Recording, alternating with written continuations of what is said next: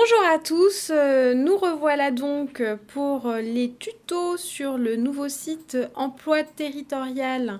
Donc pour vous conduire pas à pas au travers de ce nouveau site donc qui va, je vous le rappelle, vous permettre à la fois d'effectuer la publicité légale de vos vacances d'emploi, donc tout ce qui est déclaration de vacances, déclaration de création d'emploi, mais également d'opérer des annonces pour le grand public sur le site emploiterritorial.fr, utilisé aujourd'hui par 87 centres de gestion en France.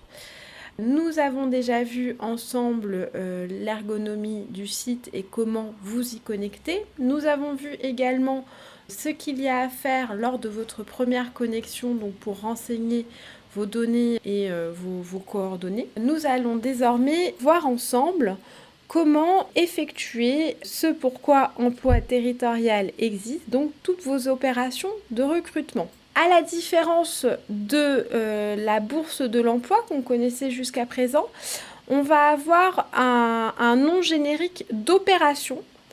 Les opérations de recrutement, c'est ce qui va d'un côté permettre de réaliser une déclaration, comme nous le voyons là, ça fait un petit peu comme un petit classeur, et ou réaliser une offre. C'est-à-dire que quand vous voulez publier une offre, quand vous voulez réaliser juste une déclaration, ou quand vous voulez faire les deux, le préalable, c'est de créer l'opération de recrutement. Donc ensuite, vous pourrez au choix, encore une fois, faire la déclaration, faire l'offre. Les deux sont autonomes, mais ce que vous allez saisir dans la création de l'opération va vous générer un numéro et va vous permettre donc par la suite de générer donc une déclaration, une offre d'emploi. Alors on commence, on va dire que le centre de gestion cherche un assistant RH pour assister dans la maintenance, la surveillance du site Emploi Territorial.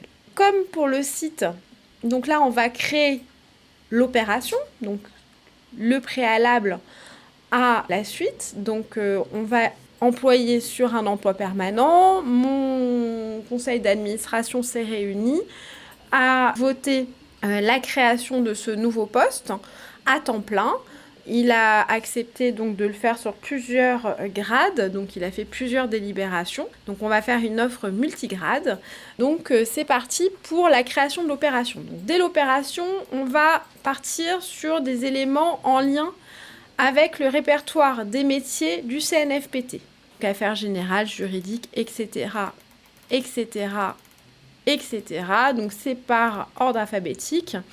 Donc moi, dans ma famille de métiers, je demande les ressources humaines, puisque je cherche un assistant RH. Et donc là, j'ai plusieurs champs qui m'apparaissent. Donc pareil, idem que sur Cap Territorial, cela reprend donc dans les métiers disponibles les éléments du répertoire des métiers. Donc dans la famille ressources humaines, je demande assistant de gestion RH. Je peux sélectionner, si je le souhaite, plusieurs métiers. Donc là, j'ai un assistant de gestion RH. Je vais valider le fait que c'est bien ça que je recherche. Donc, je clique sur la petite flèche du haut. D'accord ? Ce qui va apparaître dans la fenêtre de dialogue de droite, c'est donc ce qui va apparaître ensuite sur l'opération et que je vais retrouver dans ma déclaration et dans mon offre. Donc, cette personne, elle est assistante de gestion RH, c'est ce que je cherche. Mais bon, vu qu'elle va être sur la bourse de l'emploi, elle va peut-être être amenée à seconder Juliette Lang pour vous accompagner sur vos recrutements. Donc, on va aller à la pêche, on va se dire que peut-être que la personne peut être chargée de recrutement. Si elle connaît bien le statut et si elle connaît bien le fonctionnement, moi, ça m'arrange. Donc, allons-y. Je veux quelqu'un qui soit un petit peu chargé de recrutement.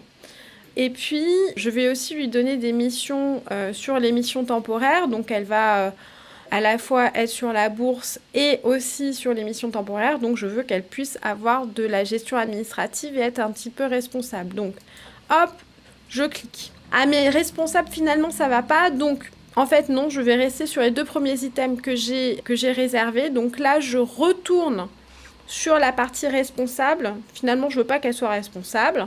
Donc, je vais sur la flèche qui ramène vers la fenêtre de gauche.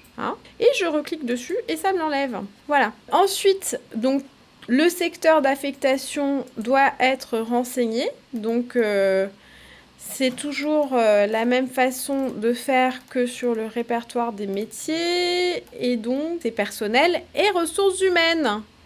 Voilà, et donc le service, c'est ce qui est propre à chaque collectivité. Chez nous, c'est le pôle emploi territorial. Voilà. Et l'intitulé de poste ou la fonction, donc certains sont pré-renseignés, dont assistant ressources humaines. Voilà, je le retrouve là. On a un poste, il est à temps complet, on est à 35 heures par semaine. Et donc au niveau de l'opération, ça va déterminer donc si je fais ou pas une déclaration de vacances.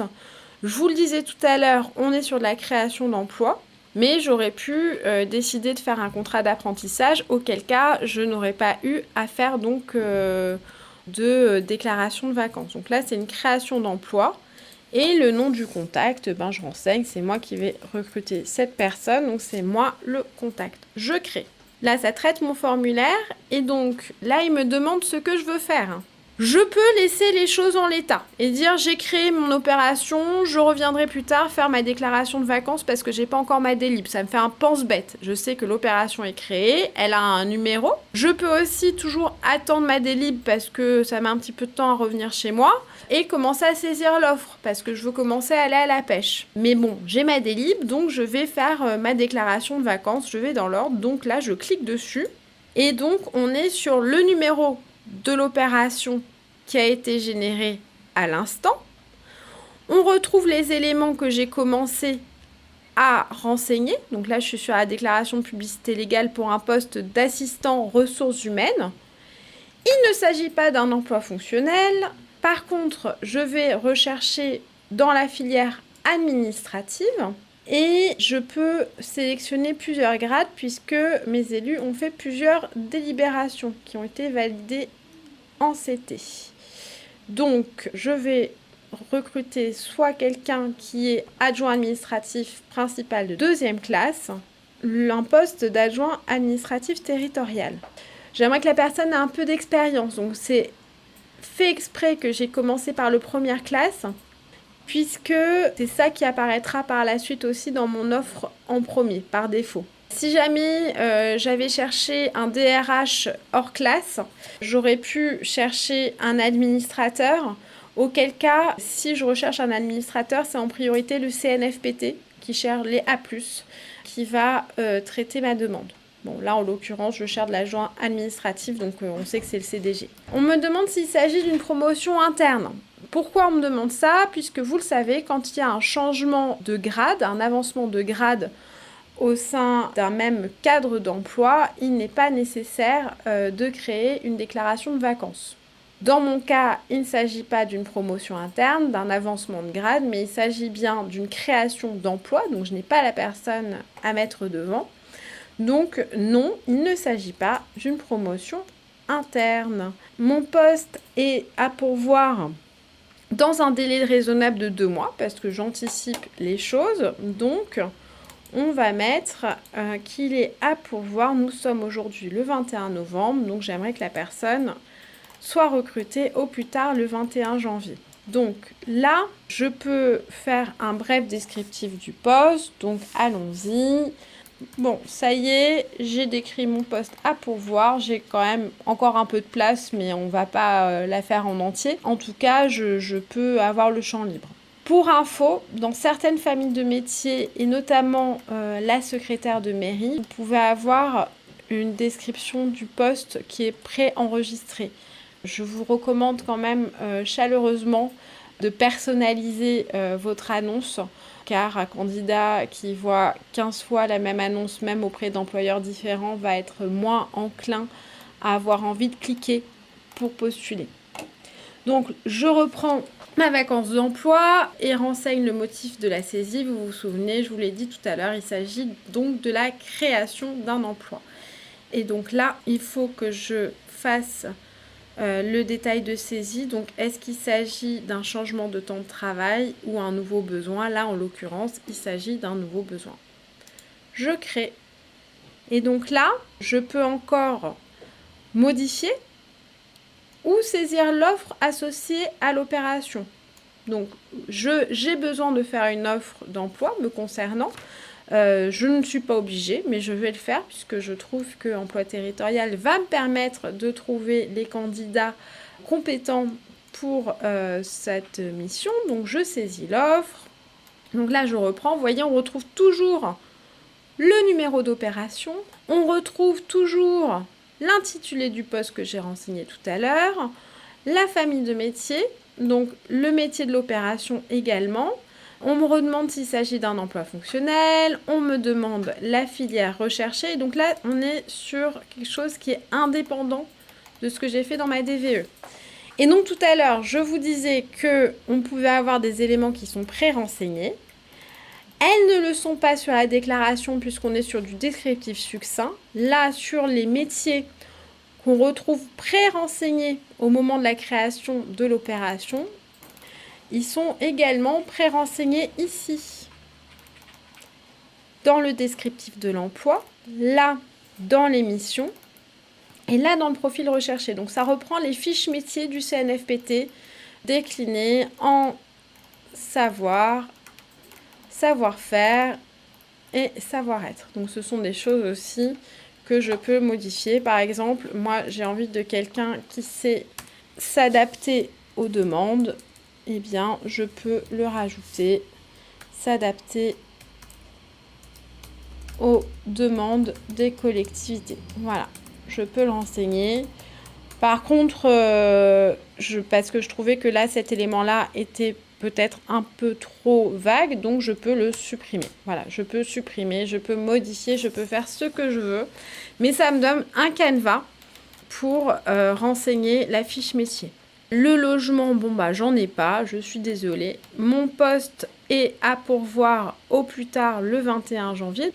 Je peux changer les dates que j'ai déjà pré-renseignées dans ma déclaration de vacances. Je peux également changer la date de début de publicité, la date de fin et la date limite de candidature. Donc là, je remplis le contact auprès duquel je veux que les candidats postulent, puisqu'on est sur l'offre d'emploi. Donc, je continue à renseigner les éléments, voilà, etc., etc. Donc, j'ai 2000 caractères pour mettre les informations complémentaires. Le courriel de contact, c'est si jamais je souhaite recevoir des candidatures sur ce courriel-là. Si je souhaite n'avoir que des candidatures papier, je ne le renseigne pas. Et c'est autonome de ce que j'aurais renseigné dans mes données. Voilà, je peux mettre exactement ce que je veux.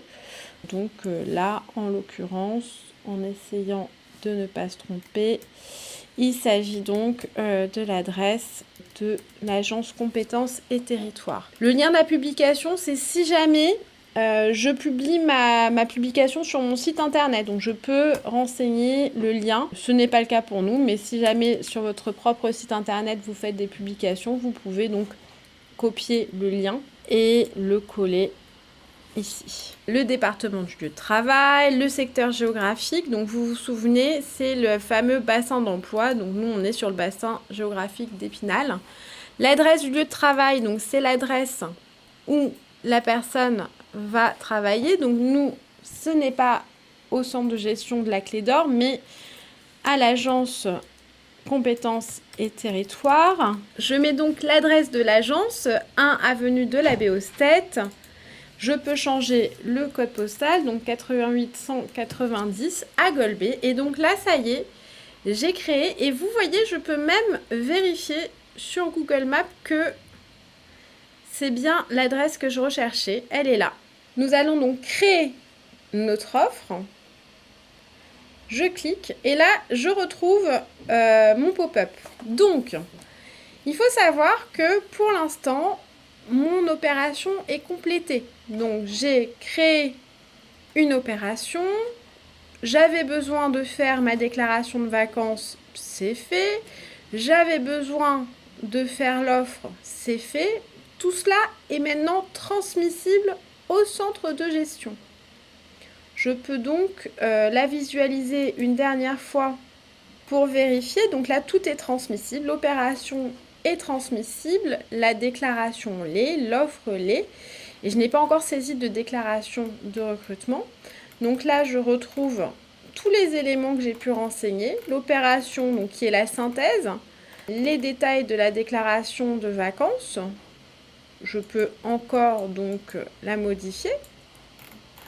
Les détails de l'offre que je peux également modifier.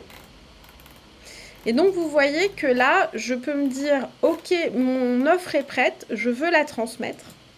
Je peux la transmettre sans transmettre le reste. Donc je vais transmettre l'offre. Alors attention, une fois que mon offre est transmise, je ne pourrai plus agir dessus. Si je veux agir dessus, il va falloir que je contacte mes collègues au centre de gestion qui vont pouvoir prendre la main pour moi. Donc là, ça y est, j'ai transmis l'offre. Merci pour votre écoute. Au revoir.